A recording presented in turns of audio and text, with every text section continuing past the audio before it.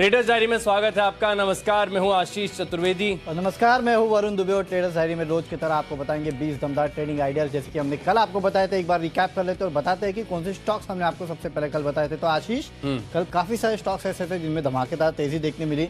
मिसाल के तौर पर एवेन्यू सुपरमार्ट को देख लीजिए। नतीजे खराब तो नहीं, इतने अच्छे नहीं थे, लेकिन डाउनग्रेड्स आए। लेकिन उसके बावजूद देखिए, आपको इस शो में खरीदारी की सलाह दी गई थी। 9% के आसपास के गेंस जो है 10% के इनफैक्ट दिन के दौरान इस काउंटर में देखने मिले। रेडिको खैतान में आपको खरीदारी की सलाह दी गई थी और देखिए वहां पे भी अच्छे खासे गेंस जो है दिन के दौरान देखने मिले।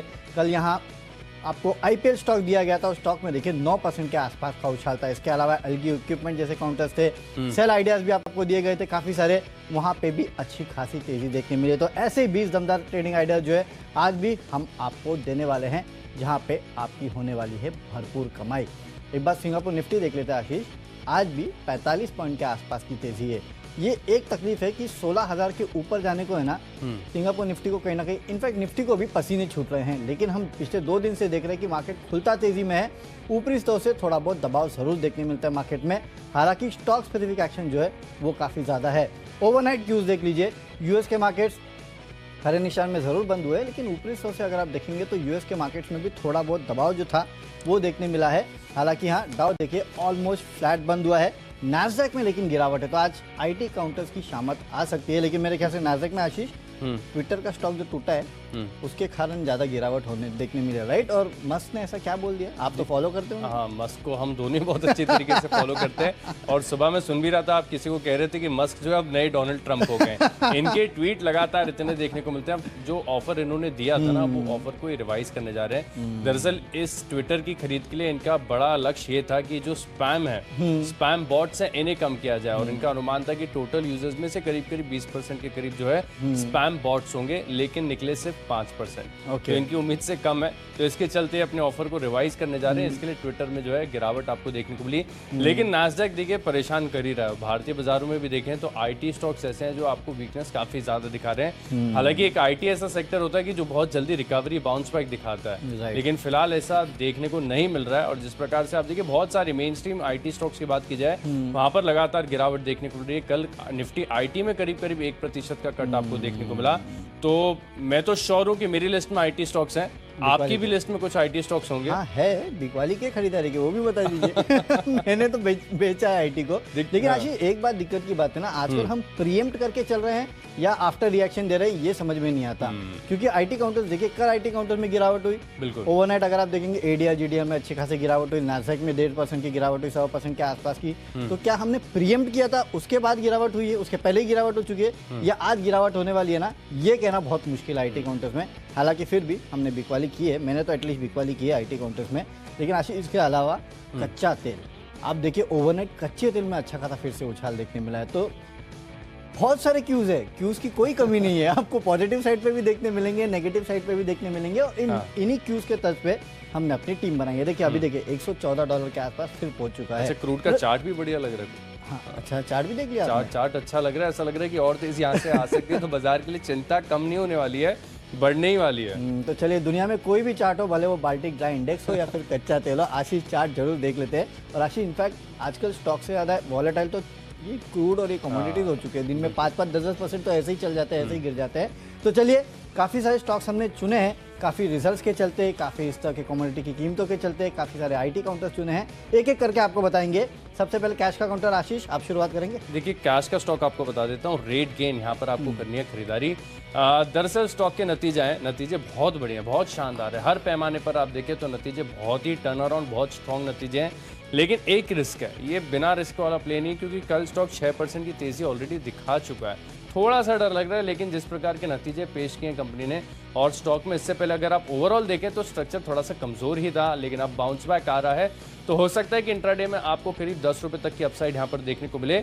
आप 330 रुपए का लगा लीजिए स्टॉप लॉस। चलिए, मेरे तरफ से भी एक कैश में नतीजों वाला ही काउंटर है, और वो है डोडला डेयरी का। यहाँ पे आपको खरीदारी करना है क्योंकि कंपनी के नतीजे काफ़ी बेहतरीन आए हैं। रेवेन्यूज 11% बढ़े हैं, मार्जिन में बढ़ोतरी हुई है, 6.8% से बढ़ के करीब 8% के आसपास निकल के आए हैं। और कंपनी का मुनाफा जो है वो तो 9.5 करोड़ से बढ़ के 40 करोड़ पे आए, यानी कि 4 गुना हो चुका है। तो हर पैमाने पे कंपनी के नतीजे जो है वो काफ़ी बेहतरीन है। और ये क्वार्टर में ऐसे काफ़ी कम कंपनियां है जिन्होंने मार्जिन्स में बढ़ोतरी की है और डोडला डेयरी ने अपने मार्जिन्स को सुधारा है। मेरे ख्याल से इसके चलते स्टॉक में तेजी होगी। 500 के लेवल के लिए खरीदारी करना है, 475 का स्टॉप लॉस रखना है। अब अगली कैटेगरी जो कि फ्यूचर्स की कैटेगरी, और फ्यूचर में एक बिकवाली और वो है IT काउंटर्स दिग्गज इन्फोसिस में। मैं देख रहा था ओवरनाइट जो है ADR में करीब 0.3% के आसपास की गिरावट हुई थी। नो डाउट कल स्टॉक में अगर आप देखेंगे भारतीय बाजारों में 1% के आसपास की गिरावट हुई थी। हो सकता है नास्डैक में जिस तरह की गिरावट हुई आज फिर से एक बार IT काउंटर्स थोड़े बहुत प्रेशर में रह सकते हैं। इसके लिए आपको बिकवाली करना है। फंडामेंटली कोई दिक्कत नहीं है देखिए इन काउंटर्स में, लेकिन जो मूड और माहौल चल रहा है उसके चलते थोड़ा बहुत प्रेशर आ सकता है। 1450 के लेवल के लिए बिकवाली कीजिएगा, 1510 का स्ट्रिक्ट स्टॉप लॉस भी रखना है। अच्छा, बढ़िया कोइंसिडेंस है। फ्यूचर्स में मैं भी बिकवाली कर रहा हूँ और IT है, IT दिग्गज ही है। इन्फोसिस आपने ले लिया, मैंने TCS ले लिया। चार्ट का स्ट्रक्चर डेली और वीकली दोनों पर काफी खराब लग रहा है। वीकली चार्ट मुझे ज्यादा कमजोर नजर आ रहे हैं, यानी ये भरोसा दिलाता है कि यहाँ से गिरावट आपको अच्छी खासी देखने को मिलेगी। लेकिन वरुण ना एक रिस्क रहता है, इन स्टॉक्स में ना लोग घात लगा कर बैठे रहते हैं। जितना सस्ता मिलेगा खरीदारी करेंगे, SIP चालू कर लेंगे, इनको अक्यूमुलेट करना है। क्योंकि अगर आप इनके लॉन्ग टर्म प्रोस्पेक्ट्स देखें तो थोड़े बहुत जर्क यहाँ पर देखने को मिलेंगे, लेकिन इनकी जो स्टोरी है वो इंटैक्ट। और जो IT एक ऐसा सेक्टर है ना जो यहाँ से और बेहतर ही होगा, इसमें इससे कुछ खराब हो नहीं सकता है। तो 3300 रुपए के लक्ष्य के लिए आप यहाँ पर जो है शॉर्ट पोजीशन बनाकर चल सकते हैं। और जिस प्रकार की यहाँ पर कल के सत्र में क्लोजिंग देखने को मिली है, आप 3400 रुपए का राउंड फिगर लगा लीजिए स्टॉप लॉस। जब तक 3400 के ऊपर नहीं निकलता है तब तक आप बड़े आसानी से जो है अपनी जो शॉर्ट पोजीशंस हैं इन्हें होल्ड करके चल सकते हैं। स्ट्रक्चर कमजोर है, इंडिकेटर्स भी फिलहाल यही इशारा कर रहे हैं कि यहाँ पर आपको गिरावट देखने को मिल सकती है। तो TCS फ्यूचर्स में मेरी तरफ से शॉर्ट कॉल यहाँ पर जो है आपको बिकवाली करनी चाहिए। लिस्ट को आगे बढ़ाते हैं। अगली हमारी कैटेगरी है ऑप्शंस की, और ऑप्शन में खरीदना UPL। अच्छा, UPL है, बायोकॉन है, ये कुछ ऐसे मेरे फेवरेट स्टॉक्स हैं जिन्हें ऑप्शंस में मैं प्ले करना चाहता हूँ। अच्छा लगता है क्योंकि यहाँ पर छोटे मूव्स भी आते हैं, तो लॉट साइज इनका ऐसा है कि बढ़िया मुनाफा यहाँ पर दिन के दौरान देखने को मिलता है। इसका वीकली चार्ट बहुत बढ़िया लग रहा है और मैं मान रहा हूँ कि अगर थोड़ा सा तेजी यहाँ पे आ जाती है, थोड़ा ब्रेकआउट यहाँ पर आता है, तब ये सबके रिडार पर आएगा। लेकिन सबके रिडार पर आए इससे पहले हम यहाँ पर अपनी पोजीशन जो है वो बना कर सकते हैं। अगर आप वीकली चार्ट्स पर 30 पीरियड की मूविंग एवरेज प्लॉट करके देखेंगे तो आपको नजर आएगा कि स्टॉक में ब्रेकआउट के संकेत हैं। तो यहाँ पर 805 नहीं, माफ कीजिएगा, 810 रुपए की है, 805 नहीं 810 रुपए की जो कॉल है यहाँ पर आपको खरीदारी करनी चाहिए। और इस कॉल ऑप्शन की जो वैल्यू है दिन के दौरान 19 रुपए हो जाएगी। सेफर साइड करीब 3 रुपए नीचे, यानी 10 रुपए का आप लगा लीजिए स्टॉप लॉस। अच्छी तेजी यहाँ पर देखने को मिल सकती है। चलिए, तो UPL में आपको करनी है खरीदारी, और मेरी तरफ से भी एक खरीदारी की कॉल है बेसिकली, और वो है ONGC की। देखिए, कच्चे तेल में आपने देखा ओवरनाइट किस तरह से उछाल देखने मिला, और सीधी सी बात है कच्चे तेल को अगर आपको स्टॉक स्पेसिफिक खेलना है ना तो ONGC उसके सबसे प्योर बेट है। 155 का कॉल ऑप्शन खरीदना है 5 रुपये के लक्ष्य के लिए, 3 रुपये का आपको स्टॉप लॉस रखना है। लेकिन साथ ही साथ ONGC में एक और याद रखिएगा, जो पवन हंस का डिसइन्वेस्टमेंट सरकार कर रही थी उसमें कहीं ना कहीं सरकार ने उसको ऑन होल्ड डाल दिया है। हालांकि उसके कोई टेक्निकल रीज़न है, कोई ऐसा कोई बड़ा रीज़न नहीं है जिसके वजह से ऑन होल्ड डाला है। कुछ NCLT के मामले हैं जिसको सरकार कहीं ना कहीं यहाँ पे देख रही है कि वहाँ पे क्या चल रहा है, वो भी पवन हंस को लेके नहीं है, बाकी दूसरे जो कंसोर्शियम है जिन्होंने बिड की थी और जिन्होंने जीता है उनको लेके है। तो इसके लिए कह रहा हूँ कोई टेक्निकल रीज़न है, लेकिन हाँ ये खबर आई है तो हो सकता है कि थोड़ा बहुत नेगेटिव इंपैक्ट देखने मिले। इसके लिए स्टॉप लॉस जो है वो आपको काफ़ी स्ट्रिक्ट रखना है, लेकिन नो डाउट 5 रुपये के आसपास के टारगेट्स आपको इसमें देखने मिल सकते हैं।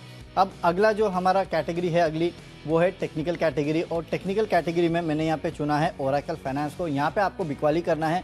देखिए, मार्केट में अगर तेजी आती है ना तो भी इस काउंटर में कुछ हो नहीं रहा है, और लगातार अगर आप देखेंगे तो टॉपिंग आउट के साफ सिग्नल्स जो है वो इस काउंटर में देखने मिल रहे हैं। नो डाउट कुछ दिनों पहले जो डिविडेंड था उसका एडजस्टमेंट भी हुआ है, लेकिन चार्ट जो है ना इस काउंटर के काफ़ी वीक है मेरे ख्याल से। उसके चलते आपको यहाँ बिकवाली करके चलना है। 3050 के लक्ष्य के लिए 3180 का आपको एक स्ट्रिक्ट स्टॉप लॉस भी इस काउंटर में रखना है। आशीष, आपका टेक्निकल पिक? देखिए, टेक्निकल पिक मैं आपको बताऊंगा, लेकिन पहले ONGC वाला ट्रेड आप मुझे समझाइए। ये बहुत रिस्की है क्योंकि मेरे भी रडार पर था। निवेश की खबर आई, ठीक है यहाँ पर, और लेकिन कच्चे तेल में भी जो तेजी आ रही है, स्ट्रक्चर कमजोर है। एक चीज मैं आपको बता देता हूँ, क्योंकि चार्ट मैंने भी देखे थे, इसको मैं भी शॉर्टलिस्ट करना चाहता था अपने लिए, लेकिन फिर हिम्मत नहीं हो रही थी क्योंकि इतने मिक्स्ड क्यूज हैं। नो डाउट टेक्निकल्स बहुत वीक हैं, डेली वीकली दोनों कमजोर लग रहा है, और खबर भी आई है वो भी नेगेटिव है। और जहां तक खबर मैं समझ रहा हूँ कि पवन हंस की जब खबर आई थी थोड़ा बहुत ये स्टॉक चला भी था, तो आज गिर सकता है। लेकिन कन्विक्शन कैसा है आपका? देखिए, जैसे कि मैंने कहा कि पवन हंस की जो खबर आज नेगेटिव आई है वो कोई फंडामेंटल रीजन नहीं है। वो ये रीजन नहीं है कि आपका पवन हंस का डिसइन्वेस्टमेंट नहीं होगा, वो होगा। उसमें प्रॉब्लम क्या है कि जो कंसोर्शियम था जिन्होंने बिड की थी उनमें एक कंपनी है जिसको NCLT के कुछ इश्यूज है, उसको कहीं ना कहीं सरकार जो है उसको पढ़ने की कोशिश कर रही है। तो मेरे ख्याल से उसके चलते इनका डिसइन्वेस्टमेंट रुकेगा ऐसा तो होना नहीं है। है तो कोई बहुत बड़ी नेगेटिव न्यूज़ नहीं है। अगर ऐसा होता कि नहीं पवन हंस का डिसइन्वेस्टमेंट जो है वो शायद सरकार टाले तो वो नेगेटिव न्यूज़ होती। समीक्षा कर रही है, ये नेगेटिव न्यूज़ नहीं है। इसके लिए मैं कह रहा हूँ कि नेगेटिव न्यूज़ जो है वो बड़ी नहीं है।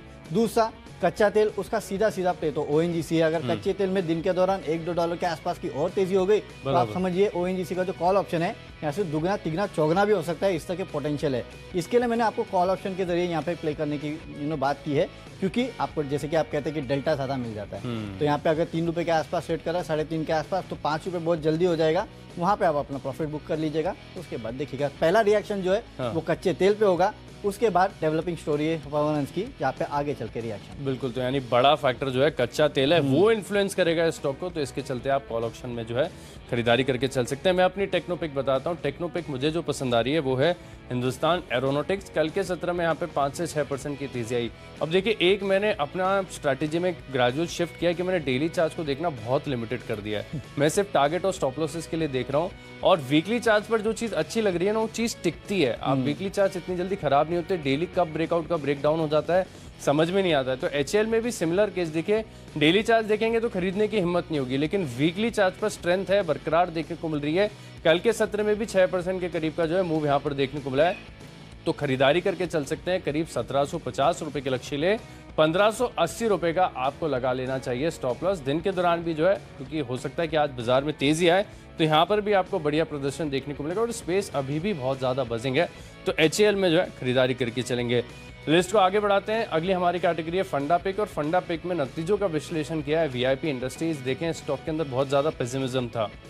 मुझे याद आता है कि कोरोना काल में सबसे ज़्यादा अगर कोई स्टॉक की पिटाई हुई थी जमकर, तो वीआईपी इंडस्ट्रीज की बड़ी पिटाई हुई थी। स्टॉक चलने का नाम ही नहीं ले रहा था, और इतना पेसिमिज्म था स्टॉक के बाद। लेकिन जिस प्रकार से स्टॉक में उसके बाद जो एक बड़ा रिबाउंड, एक शिफ्ट देखने को मिला है, वहाँ पर मैं मान रहा हूँ कि काफ़ी बढ़िया फंडामेंटल सुधरे हैं। अब इस कंपनी के नतीजे हैं तो आय, मुनाफा, मार्जिन, हर लिहाज से आप देखें तो नतीजे काफ़ी शानदार हैं।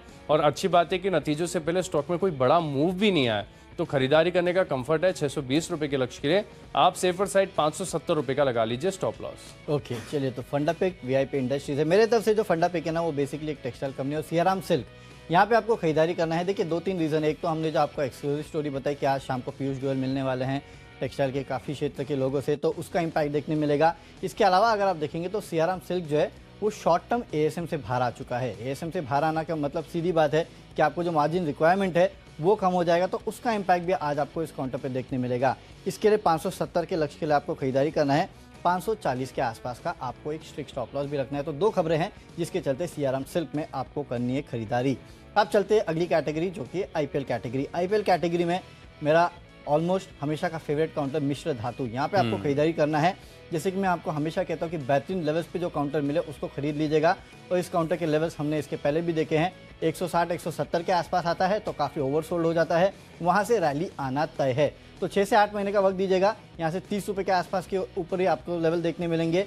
और इनफैक्ट 6 से 8 महीना तो थोड़ा लॉन्ग ड्यूरेशन हो गया, उसके पहले ही आपको ये लेवल देखने मिल सकते हैं।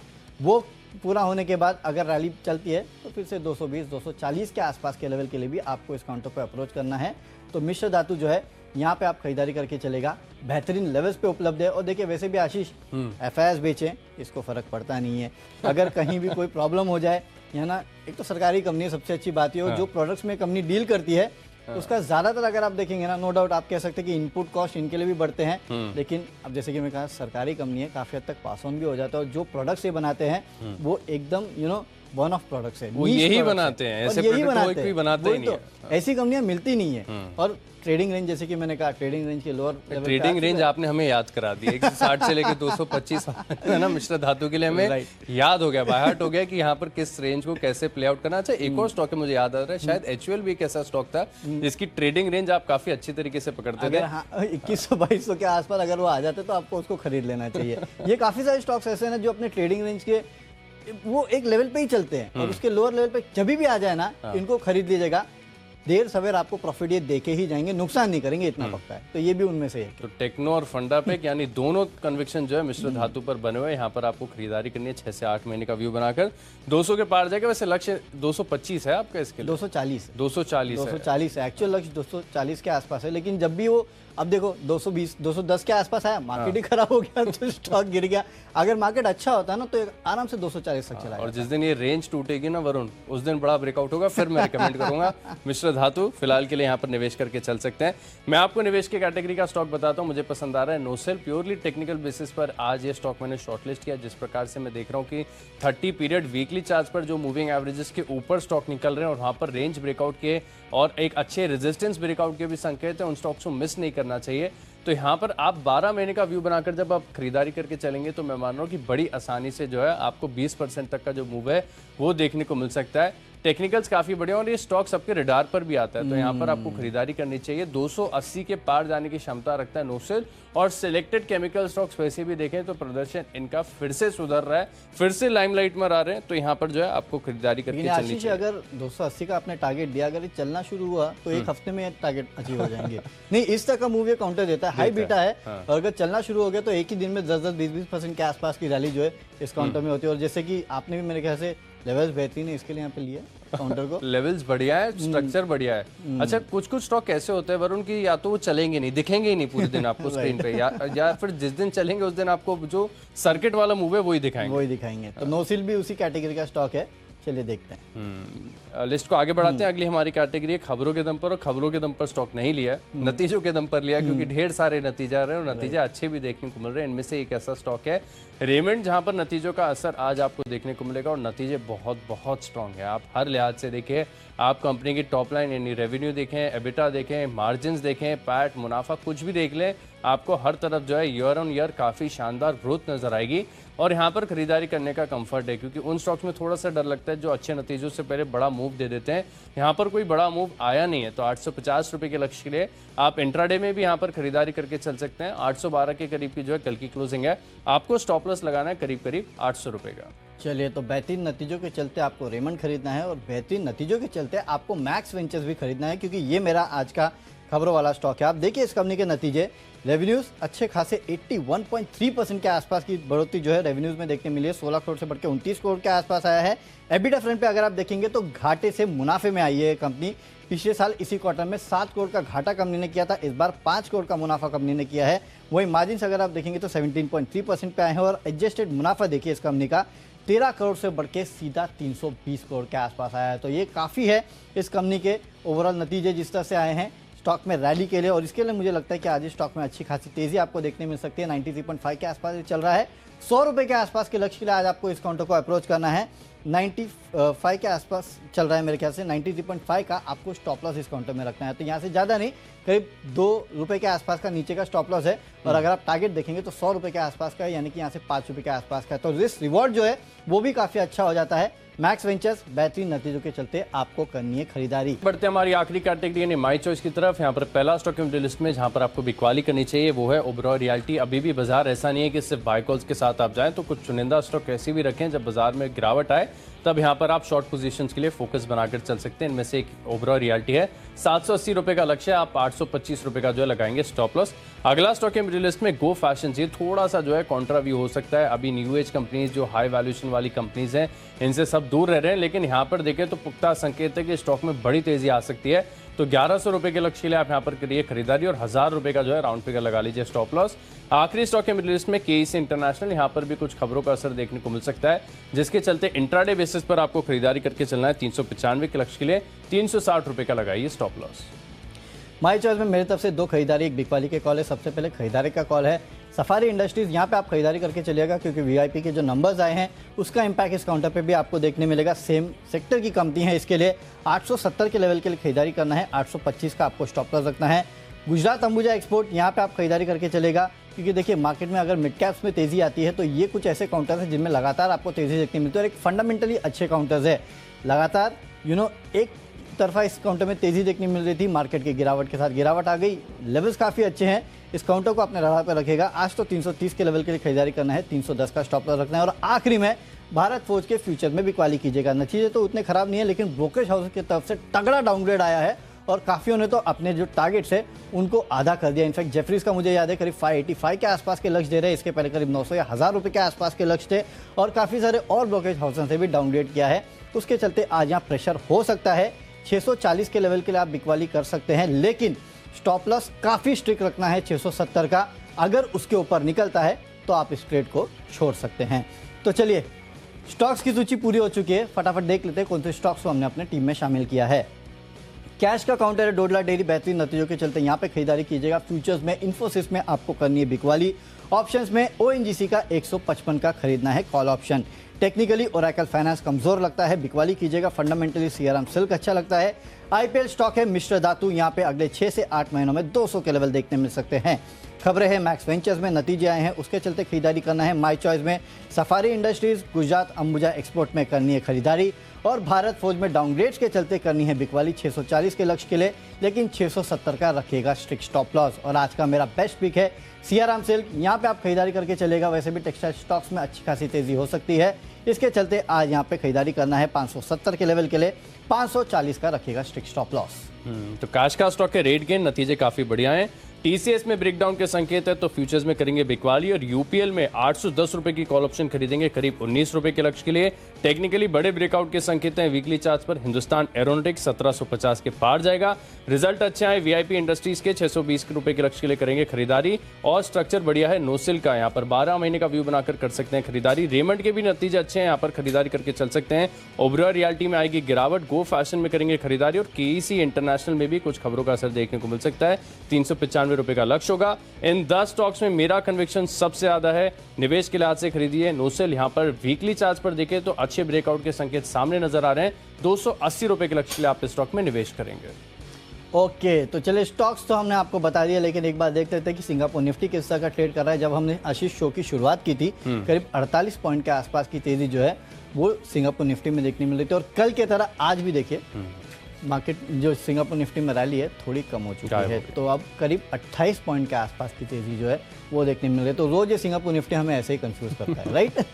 तो चलिए, नो डाउट कंफ्यूजन रहता है, लेकिन इस कंफ्यूजन को दूर करने के लिए तो हमारा शो है शेयर बाजार लाइव, जहाँ पे अनिल सर हमारे साथ जुड़ने वाले हैं। फिलहाल दीप जुड़ चुके हैं। Deep, good morning, over to you. Morning Varun, morning Ashish. Singapore वाले एक दिन की छुट्टी के बाद आ रहे हैं, तो थोड़ा डल भी है इस समय। वो कल का एक्शन उन्होंने मिस कर दिया, पर आज बेहद भरपूर एक्शन वाला दिन होने वाला है, क्योंकि ऑफकोर्स बाजार पर तो हमारी नजर है। बट अब तक की सबसे बड़ी आईपीओ LIC, इसकी होने वाली है लिस्टिंग। क्या बनानी है आपको लिस्टिंग पर, रणनीति करेंगे इस पर चर्चा, और बाजार पर भी किस तरह का व्यू बनाना है ये भी बताएंगे। आई करते हैं शुरुआत शेयर बाजार लाइव की हेडलाइंस के साथ।